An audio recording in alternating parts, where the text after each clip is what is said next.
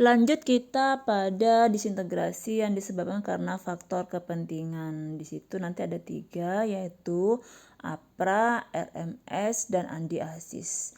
Mengapa disebabkan karena adanya faktor kepentingan? Siapa yang dimaksud di sini?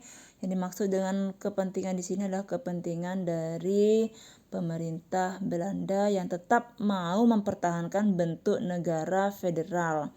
Bentuk negara federal itu nanti wujudnya adalah Republik Indonesia Serikat. Nah, mengapa? Itu sebenarnya tujuannya pemerintah Belanda membentuk negara federal sehingga kemudian NKRI itu berubah menjadi RIS, Republik Indonesia Serikat, tahun 1949 itu, maka di dalamnya itu nanti ada 16 negara bagian. Itu gampang sekali dipecah-pecah. Nah, karena merasa semakin banyaknya disintegrasi yang muncul gara-gara bentukan negara federal, idenya Belanda inilah, maka kemudian nanti Indonesia kembali ke bentuk negara kesatuan Republik Indonesia. Sekarang kita masih membahas tentang bentuk negara federal, yaitu Republik Indonesia Serikat, di mana pada masa itu muncullah yang namanya APRA, Angkatan Perang Ratu Adil. Siapa pemimpinnya? Pemimpinnya adalah Kapten Raymond Westerling.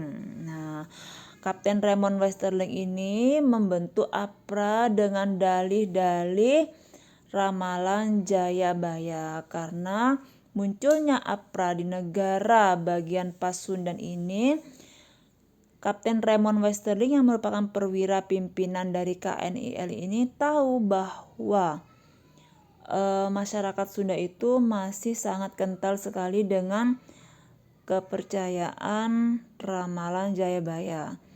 Dalam ramalan Jayabaya itu salah satu dari 100 ramalan si raja dari kerajaan Kediri ini pernah meramalkan bahwa suatu saat nanti Jawa akan hadir atau datang yang namanya Ratu Adil. Nanti dia akan membuat situasi menjadi lebih terkontrol dengan ciri-ciri berperawakan tampan dan berkulit putih. Nah, dalam hal inilah maka dimanfaatkan oleh Kapten Raymond Westerling. Dia mengaku sebagai Ratu Adil sebagaimana yang diramalkan oleh Jayabaya. Padahal Kapten Raymond Westerling ini sebenarnya hanya memiliki tujuan khusus, yaitu untuk tetap mempertahankan bentukan negara federal.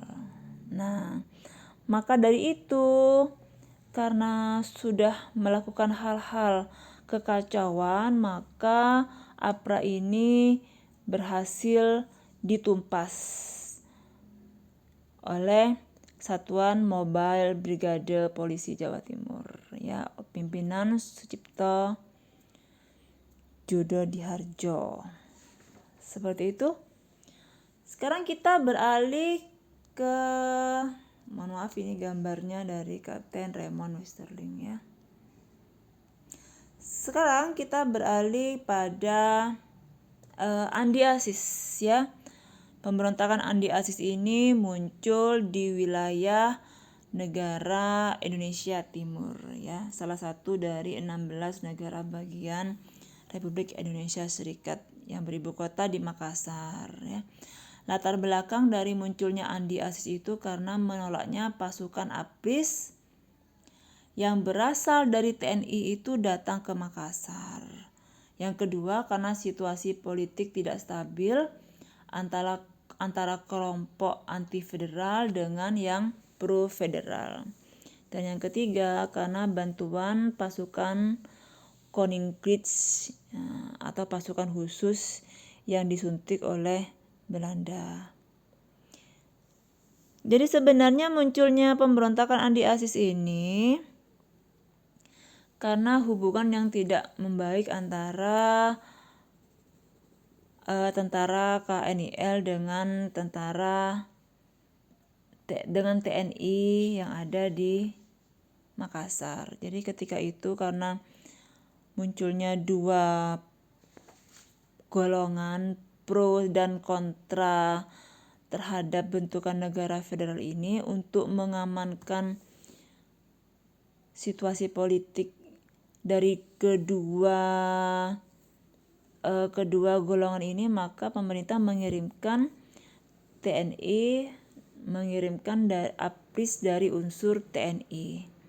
Itu yang membuat tersinggung pasukan KNIL. Jadi pasukan APRIS, Angkatan Perang Republik Indonesia Serikat, itu merupakan militer pada masa Indonesia membentuk negara kesatuan Republik Indonesia Serikat. Bukan negara kesatuan, tapi Republik Indonesia Serikat. Nah, APRIS ini nanti ada dua unsur di dalamnya. Ada yang KNIL, mantan-mantan KNIL itu adalah tentara-tentara bentukan Belanda. Dan ada yang unsur murni TNI. Nah, karena pemerintah merasa menanaktirikan APRIS dari unsur tentara KNIL itu, maka hubungan antara TNI dan tentara KNIL, meskipun mereka sudah sama-sama masuk di dalam APRIS ini, tidak harmonis.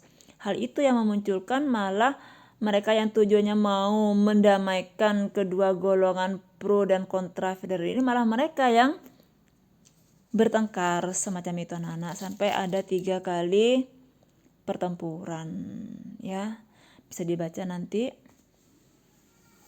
Nah, sekarang kita ke RMS, Rakyat Maluku Selatan, ya. Nah, jadi sebenarnya Rakyat Maluku Selatan ini dipimpin oleh Dr. Somokil, ya, mantan Kejaksaan Agung di daerah Makassar. Nah, RMS ini malah lebih parah, tidak hanya mau memisahkan diri dari RIS, tapi juga dari NIT. Jadi NIT memang pada waktu itu merupakan negara bagian yang cukup luas, sehingga Maluku Selatan ini malah mau memisahkan diri dari NIT.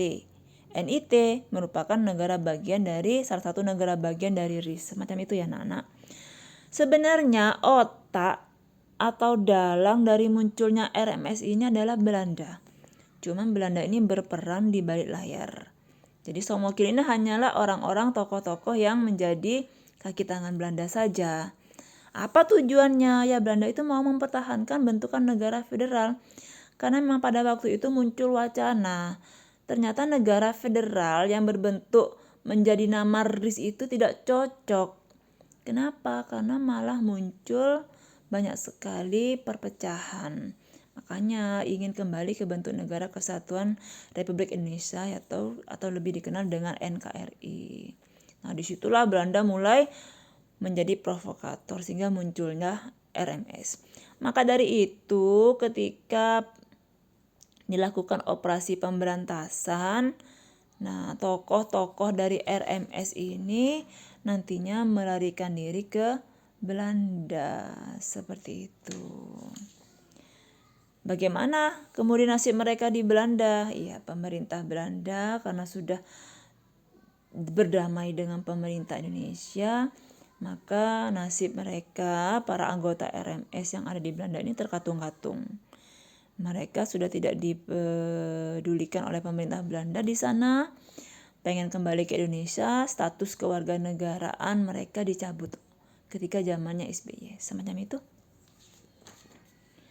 Nah, sekarang kita beralih kepada munculnya disintegrasi bangsa yang disebabkan oleh bentukan pemerintahan, yaitu ada 2, yaitu PRRI dan Permesta.